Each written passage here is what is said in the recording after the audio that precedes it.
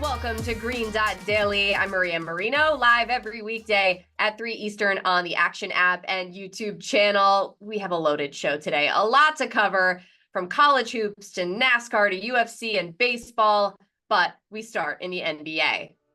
And these are the Friday games seeing the most action per MGM. Cleveland getting 85% of bets and 91% of money against Philly, both teams on night 2 of back-to-backs. 90% of bets and 84% of money also on Phoenix against Houston.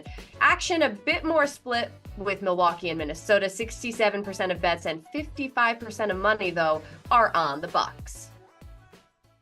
As we bring in Jay Money to talk some NBA, let's start here with the Cavs, because they did lose last night in Orlando, but they're 18-4 since January 1st. Are you buying them down the stretch of the season?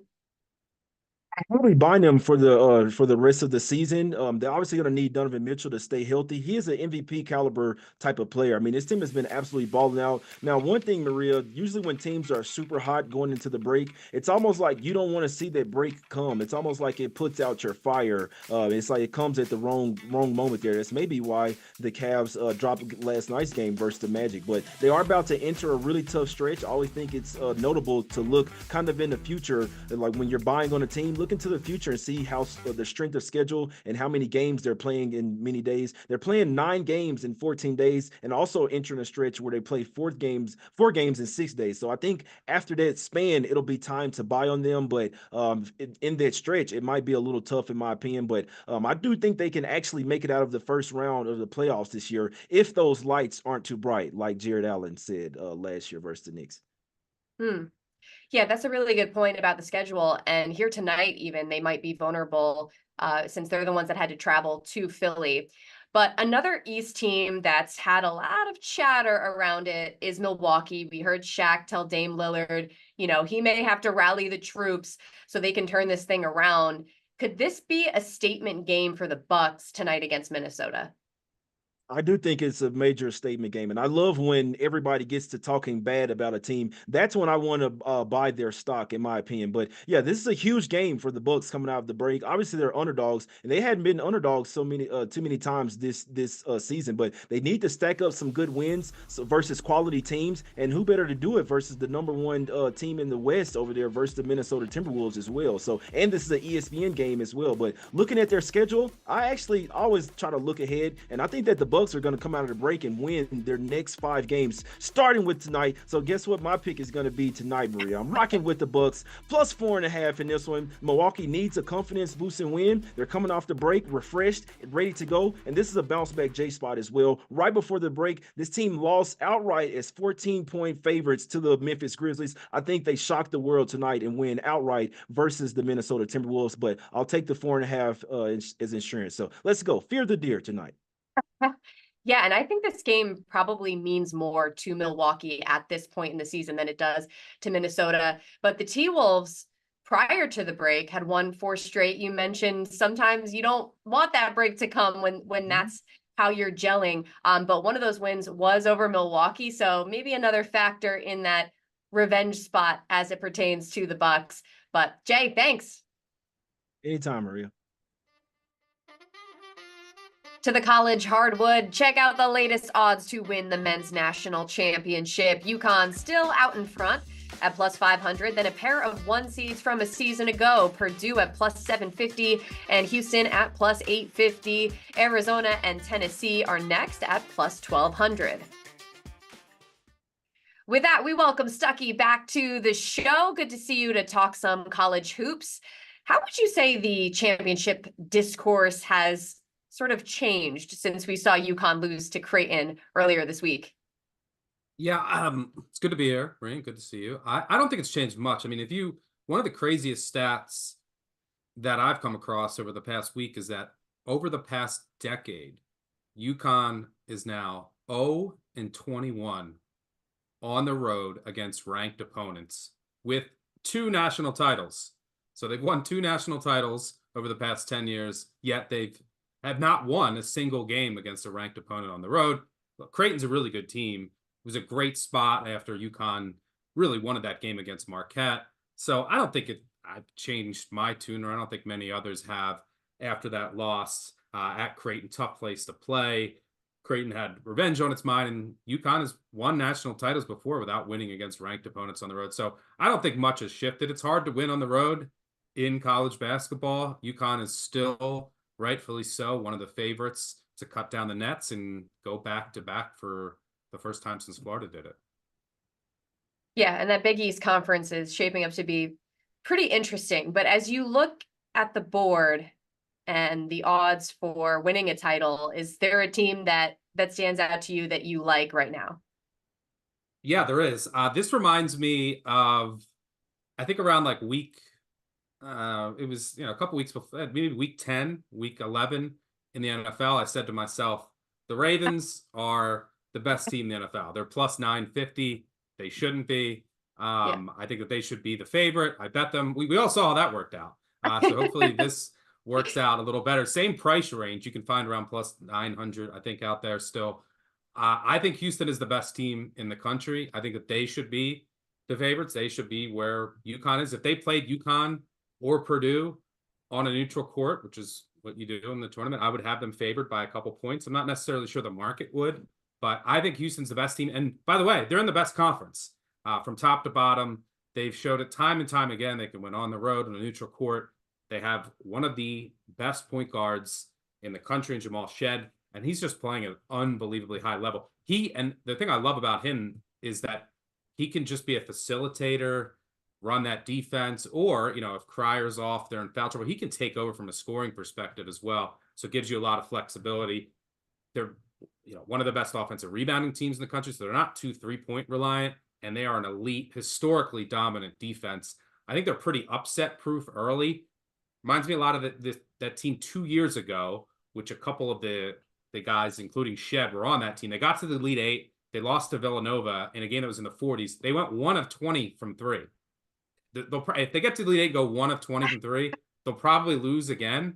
But I think this is the best team in the country from the best conference. So I think that there is a little bit of value on Houston to cut down the nets this year. Super well-coached team as well with Kelvin Sampson at them. That matters in March. Quick turnarounds, preparation. This team's battle-tested, veteran, tough. They're going to be a super tough out come tourney time. Number 2, Houston, set to take on number 11, Baylor on Saturday. That should be a good one. Cougars on a 4-game win streak. By the way, KenPom projecting them to win out in the regular season. I like it. But as for tonight, what are you betting?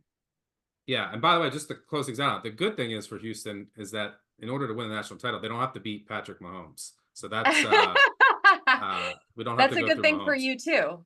Yes. I don't need Mahomes stealing any more of my futures. But yeah, tonight I'm going with I bet Bowling Green plus 4.5 against Toledo. I think, look, there's not much to this. I make this line closer to 2.5. I think sometimes with market power ratings, and if you look at sites like KenPom, a lot of it's driven, in the short term just by 3-point variance. Bowling Green has just been super unlucky. In the month of February, they're shooting at 19% from three. That is dead last in the nation. Now, look, they're not a good 3-point shooting team, but they profile somewhere around 30%. So, and they're going to get their 3-point looks against Toledo. They also don't turn the ball over, which is important against Toledo. So they've just been super unlucky, which I think is driving some value here against Toledo. They're at home after 3 straight road games, nationally televised games, should get a decent crowd here. So I think that there's some value here. It's a team that's lost, I think, 3 overtime games also in their last 6 games. So there's a lot of looming positive regression for the Falcons. So I like Bowling Green tonight. Nothing crazy, but I just think that there's a little bit of value in the line due to some misfortune over the past month. Fair enough. They're trying to get back on track after 3 straight losses. I believe one of those last 3 was an OT loss. Stuckey, thanks for joining Green Dot Daily. We'll see you again on BBOC tomorrow. Sounds good. Over to NASCAR. The season is well underway, so make sure you check out our podcast, Running Hot, wherever you listen to your pods, and on our YouTube channel with new episodes out every Thursday. And on Running Hot, you'll hear our predictive analyst, Nick Giffen, who joins us now. So this Sunday is the Ambetter Health 400 from Atlanta Motor Speedway. Give us the lay of the land. Yeah, real quick. I mean, you mentioned running hot. We're running hot on running hot. Our victory lane pick is 3 for 3 this year, including a 10-1 and an 18-1. So just pointing out there, you're missing out if you're not listening to the Running Hot podcast. But as far as Atlanta, Atlanta Motor Speedway is host of the Ambetter Health 400, and it was repaved and reconfigured prior to the 2022 season. And there's 2 races a year at Atlanta. So there's been 4 races at Atlanta since the repave and the reconfiguration. And what has happened is NASCAR has decided to mandate the same rules that we use at Daytona and Talladega, those big drafting tracks where we get the big pack racing like we saw last weekend at Daytona. But they're applying it to a smaller 1.5-mile track at Atlanta. Atlanta's a lot tighter, but we still get the draft. So it kind of races as a hybrid of what we saw last week at Daytona, and then a 1.5 miles, what we would call a classic 1.5-mile track, like you would have your normal NASCAR racing that doesn't run in packs. But we see the pack style, but handling comes into play. So it gets really interesting. So to win here, you kind of just need fast car that handles well. You need great strategy. We've seen some strategy moves almost claim a win here at the new Atlanta. You need track position because it's so tight. Passing through the pack is really hard. It can be done. It just takes a while to move forward. And then need a little bit of luck with the draft as well. So that's what it takes to win, but it doesn't quite take as much luck. Finish inside the top 10, still very difficult in a 37 car field, but that's where I'm looking. I am going to go with Josh Williams to finish inside the top 10 at plus 800. Now, there's some plus 700s out there, some plus 600s out there. I like those as well. I have this at plus 550. We'll get into why. But I did give this out on Running Hot. The line hasn't moved, so definitely continue to go ahead and grab it if you missed the podcast. Josh Williams is in this number 16 Colleague Racing car, and that's the same car AJ Allmendinger last weekend took to a 6th place finish in the Daytona 500. We had the same, like I said, style of racing as the Daytona 500 with this pack style drafting racing. Also, Allmendinger took this same car at Atlanta last year to a 3rd place finish. So already, a decent sample size here of this car being able to finish inside the top 10 at this track or similar tracks. And because this is a drafting race, while, the driver does matter and Allmendinger is a great driver, maybe there's a bump down to Josh Williams. The equipment and the strategy matter so much more that this really isn't a huge downgrade going from AJ Allmendinger to Josh Williams. And in fact, I'm not sure it really is at this particular track type. Josh Williams, on average, in the Xfinity series, which is like the AAA baseball version of NASCAR racing, so one step down from the Cup Series, he has on average a 23% higher driver rating than his teammates had at drafting tracks over a 20 race sample size. So certainly not a small sample size there. And if we look at his teammate in the Cup Series for this weekend's race, Daniel Hemrick, he's plus 350 for a top 10. So 8-1 is a long way away from plus 350. That's why my model has this a lot closer to plus 550. Very nice. And by the way, when you said fast car, I couldn't help but think of Tracy Chapman. So shout out, shout out there. But you had mentioned to me prior to the show that this is a good race for live betting. So tell us why. Yeah. So it was similar with Daytona. This race, if you get shuffled out and go to the back of the pack or something happens, you're still going to be in the main pack. So you're still in contention though, pretty much the whole race, unless you get shuffled out at the very end. But early on, stage 1, stage 2, there could open up a lot of value. And one place I'm going to look is to live bet the winner of stage 1 to win the race. Now, some books are offering this pre-race. You can get it at like 3-1. But I kind of think that if we just wait till the end of stage 1 and see who wins it, that driver will probably be longer than 3-1 to win the race at that point in time. And so that's when we can live bet them. So if you want to bet it now, I have no problem with it. But I would rather wait till in race, kind of, the bet what happens live of NASCAR. I'm sure I'll be joining the Action Network Discord at the end of stage 1 to see if I am actually live betting this or not. So make sure to join the Discord. But the reason why is 3 of the 4 Atlanta races since this reconfiguration, the winner of stage 1 went on to win the race. And we can get this like plus 300, plus 400. The only time this didn't happen was the second Atlanta race last year, but that one got rain shortened. So it wasn't like the most fair sample there as well. Also, in the second Atlanta race last year, 2 years ago in 2022, not only did Chase Elliott win stage 1 and win the race, he also won stage 2 and won the race. So of the 4 race winners, they've combined to win 4 of the 8 stages. That's 50% of the stages have gone to the eventual race winner. So I think it makes a lot of sense to look at betting stage winners to win the race. We just don't have to do it before the race. We can do it live. So that's going to be kind of my strategy. So make sure to join and hang out in the Action Network Discord as we sweat the Atlanta race. What a treat. Bet What Happens Live, NASCAR edition with Nick Giffen. Thanks so much for joining the show. Anytime. Over to MMA. Saturday is fight night as UFC returns to Mexico City for the first time since September 2019. In the last 4 years or so, there have been multiple Mexican champions, including 2 headlining this event, Brandon Moreno in the flyweight and Yair Rodriguez in the featherweight. As we bring in our expert, Sean Zerillo, good to see you again. How are you looking to bet this particular card, especially in that high elevation of Mexico City? Yeah, I love handicapping things like elevation, other, intangibles, body clock for certain fighters coming from Asia or Russia fighting the US, or American fighters who've gone to Abu Dhabi, really struggling in the dry climate, struggling with their body clock, essentially fighting in what would be the morning on Eastern or even West Coast time. So handicapping the elevation on this card is going to be absolutely massive. And we've seen other cards in recent UFC history. They've been to Mexico City in the past, but that was 5 years ago. Not many of these fighters have fought in the UFC level in Mexico. I don't actually think any of them were on that card. So we have the Salt Lake City cards to compare this to, UFC 278, UFC 291. Those cards both fell apart with fighters just completely collapsing due to, cardio exhaustion as those fights extended. Not as many heavyweights, light heavyweights on this card. There's actually none. No fighters above the lightweight division. There's 3 fights at 155. Everything else is below that. So the UFC tried to manage the size of the fighters that they put on this card, but I do think cardio is going to be massive because Mexico City, 7,400 feet of elevation, Salt Lake City, 4,200. So huge difference there just in terms of the impact that it's going to have on these fighters. Fighting it, or just being at 7,400 feet of elevation decreases your VO2 max by about 15 to 20%. So it's going to have a particularly strong impact in that second and third round. There's about 8 fighters on this card who I think are worth targeting from a live perspective. And 3 of them in particular who we're betting against, or actually 4 of them are from Brazil, because the Brazilian fighters all came over late to Mexico. They arrived the week of the fight. You actually need a few weeks to acclimate to the climate.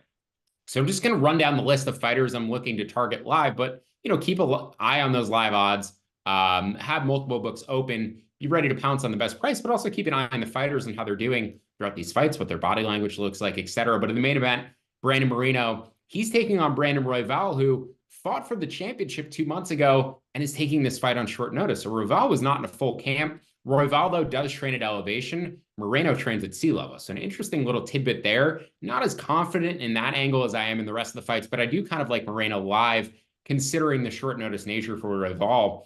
Daniel Zellhuber in the featured fight on the main card. His opponent typically dangerous for a round and then tends to fade. Not only are you betting against that opponent as he's going to fade, but you're also betting him away from his likeliest win condition, which is that first round. Ricky Tercios, he's 30 years old, taking on a 19-year-old Raul Rosas Jr. Raul Rosas in the past has shown that he does not manage his cardio well. He tends to blow out all of his energy in that first round. So Ricky Tercios worth a live bet. Chris Duncan, he's fighting a fighter, Manuel Torres, again, tends to gas out after round 1, very aggressive like Prado. So Chris Duncan going to be worth a live bet.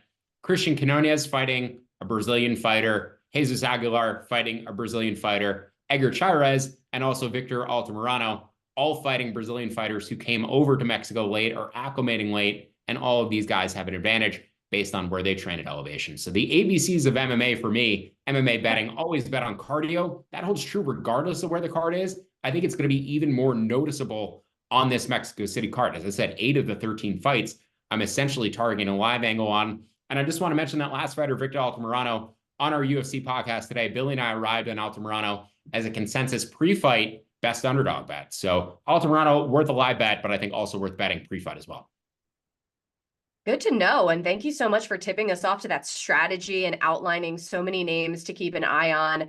Obviously, you should follow Sean Zerillo in the Action app as well to see what else he has bet in advance of this event.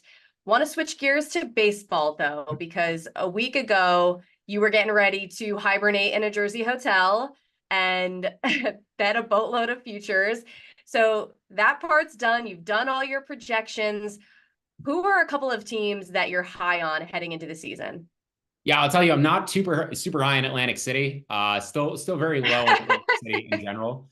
But teams I'm high on for this year, Tampa Bay and Milwaukee. And these are two teams who have sort of been mirrors to one another in terms of how they build their organizations in recent years. You know, the past decade or so, they constantly focus on future value and never rebuilding, constantly reloading and kicking the can down the street a little bit, you know, and getting some pennies out of it. So the Rays trading away Tyler Glasnow, the Brewers trading away Corbin Burns. These are teams who people may think are going to trend more towards a rebuild, but these teams never rebuild. They're constantly are full of depth and full of rosters that are go 40 deep. And just anytime somebody gets hurt, they're able to bring back up a replacement level player who is actually major league average instead of being below value. So looking at the projection market, my projections, both of these teams, I think there's plenty of value on. We could start with the Rays. I bet they're over 84 wins, projected them closer to 89. I'm going to talk about a market consensus projection, a market projection, or a public projection. Pacoda, Zips, Davenport, Fangraphs playoff odds. I basically take all of those numbers and I'm seeing how my number compares to that number. So the average for that was 87.1, still well over that 84 win total for the Rays. I think there's correlation with their odds to win the AL East, correlation on their odds to make the playoffs, and correlation on them winning the World Series as well. This is a team who may get Jeffrey Springs back for the end of the year, may get Drew Rasmussen back for the end of the year. The Rays may be a better team later in the year than they are in the beginning. Going to bring Junior Caminero up at some point. Curtis Meade, I think, is going to give them big contributions. So just, you know, Rays team may not have the name value of the teams who have had in the past couple of years. I said Glasnow not being there, Shane McClanahan hurt, number of injuries, but a great bullpen, a great defense. And that applies to Milwaukee too. Milwaukee, my number one projected defensive team.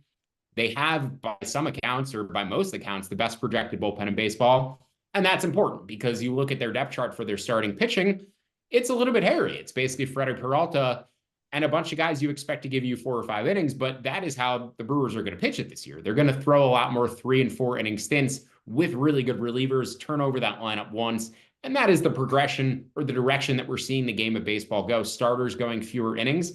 I think the Brewers are going to be pushing that envelope even a little bit harder in terms of getting guys in and out 1 or 2 times through the lineup. So I projected the Brewers closer to 83.5 wins. The market has them about 81.5. You can get over 75.5, over 76.5 out there. I think you could take that all the way up to about 80. I mean, for me, I would take it up to about 80, where the public projection is probably okay, cutting it off at about 77.5, 78.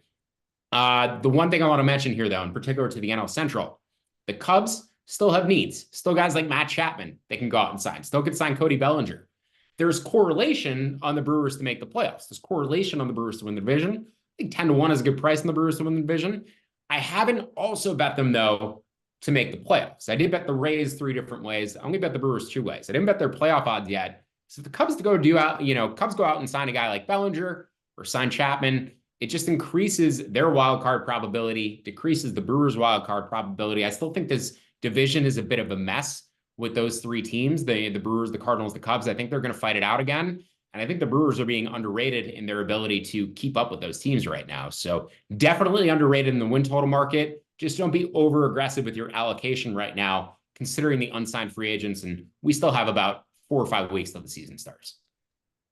That's a really good point. I think the MLB offseason is like the longest of all the major sports, right? Because you end up having free agents still unsigned well into spring training. So on the other hand, who are the teams that you've found thus far are maybe overvalued?